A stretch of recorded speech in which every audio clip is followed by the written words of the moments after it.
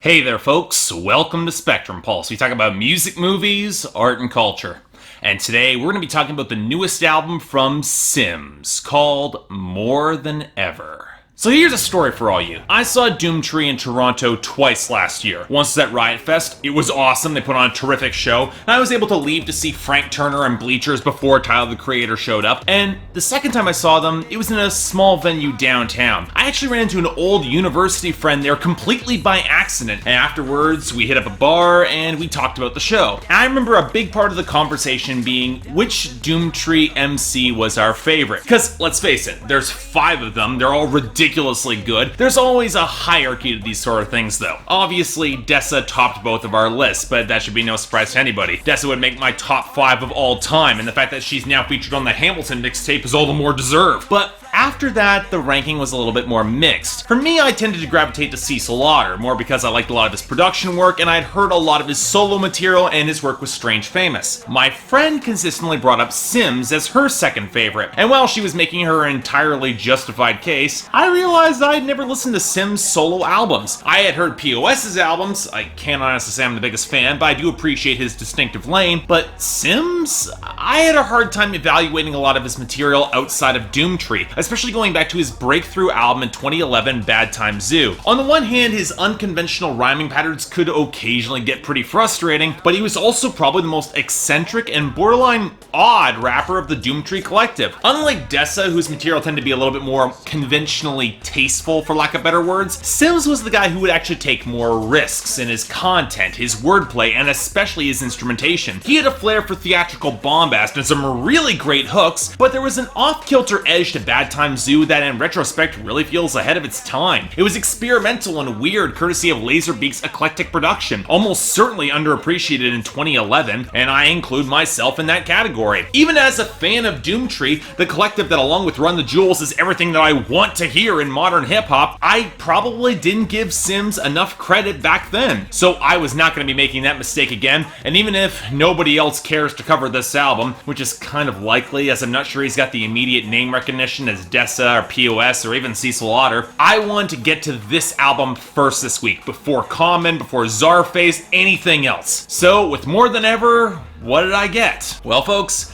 we got one of the best hip-hop albums. No, scratch that. One of the best albums of this year, of 2016. My God, this found my expectations and just blew right past them. As More Than Ever is focused, well-written, personal, and well-framed in the way that avoids some of the corniness that has colored some of Sims' work in the past. Oh, and this is easily one of the most wild, alien, experimental, and hard-hitting albums you will hear since Danny Brown's Atrocity Exhibition. And I'd argue this is even better. If we're talking other Doomtree projects in comparison, well, okay, All Hands and No Kings are still unbelievably strong, and Dessa's A Badly Broken Code is damn near a classic in my book, but this? It's up there, that's for damn sure. This is an amazing project. So let's dig into it, and the place we need to start off with is, well, Sims himself. On the last Doomtree project, All Hands, the best way you could describe his rhyming patterns and ambiance, well, you really couldn't, not simply. Off-kilter and seemingly detached at points, but heartfelt in a way that the weirdness felt genuine, pretty far removed from any sort of artifice. And yet, if you thought that was the case for All Hands, More Than Ever cranks all that up to an extreme. He spits with significantly more intensity as his flow careens across patterns that vary from borderline spoken word to the melodic cadences that reference everyone from other Doomtree members to outside the collective. And while there are still a few points where I prefer that the rhyme scheme is dropped or flipped in a way it just kind of rubbed me the wrong way, Sims nimbly contorts across patterns. His knack for some ridiculously catchy hooks means you're pretty much getting dragged along for the ride. I've already referenced Danny Brown, and of course Sims' vocal tones are not nearly as wild, but there's a certain desperate emotive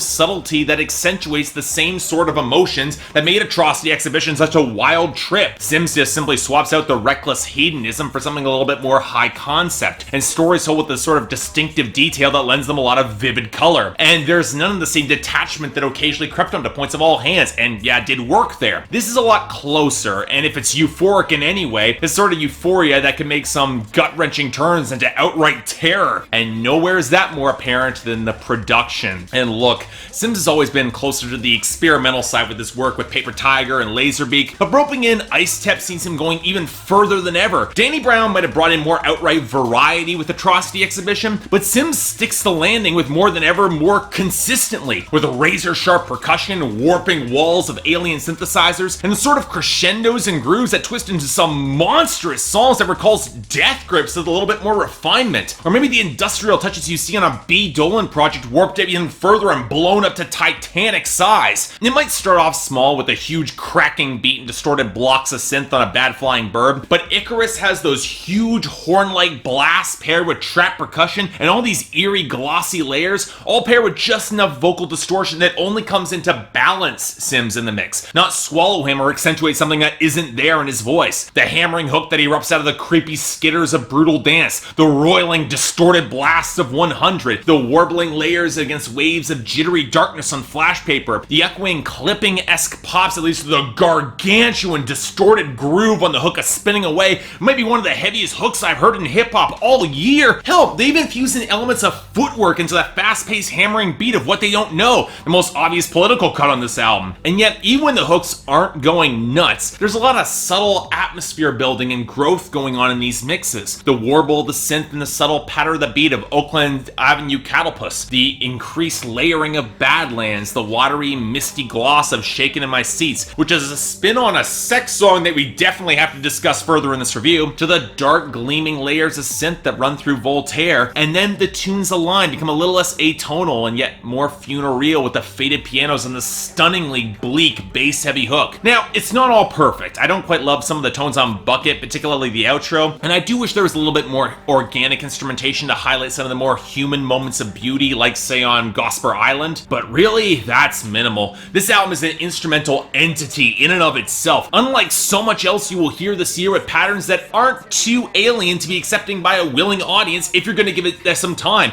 It's not that inaccessible. And yet, here's where we get to the content, and whoo boy, Sims is not making this easy on anyone. What's fascinating is that his writing is probably as blunt and jagged and straightforward as it's ever been in the language, but it's also his most high concept and tough to decode. The sign of a rapper deconstructing his own identity and finding whatever flows within the framing to show all the cost of it. Where All Hands was at its core shredding the layers to raw, beautiful, brutal humanity at the base, More Than Ever is cutting somehow even deeper and dragging the audience along with the ride. And this is a ride not without its prices. It is reckless and often lonely. There's no surprise that Sims often takes on the role of Icarus on the track of that same name and flies even closer to that blazing sun instead of falling out of the sky. As such, the first few tracks in finding that core can feel a tad basic lyrically until you start digging into the details. Sims acknowledges an audience that might be compelled to play dumb and fit in with the middle ground, 50 shades of beige and pumpkin spice indeed, but still to wake up and listen to him, especially when the recklessness of his mind and art is moving faster than even he is. And OneHundred doesn't just show the sparks of being constrained or watched and analyzed by mainstream critics trying to define him, but also the SJW crowd trying to hem in his method of messaging, which kind of blew my mind given how socially conscious Sim has been in his work for years now, both on and off the record, especially given for him, he's playing no games. He believes everything that he's selling. And yet, from there on, the album gets pretty damn dark indeed, as he discovers that he can't disconnect the way he used to, and shows him struggling to hit an audience on a deeper level that wants to order things and have them all make sense within their context, and yet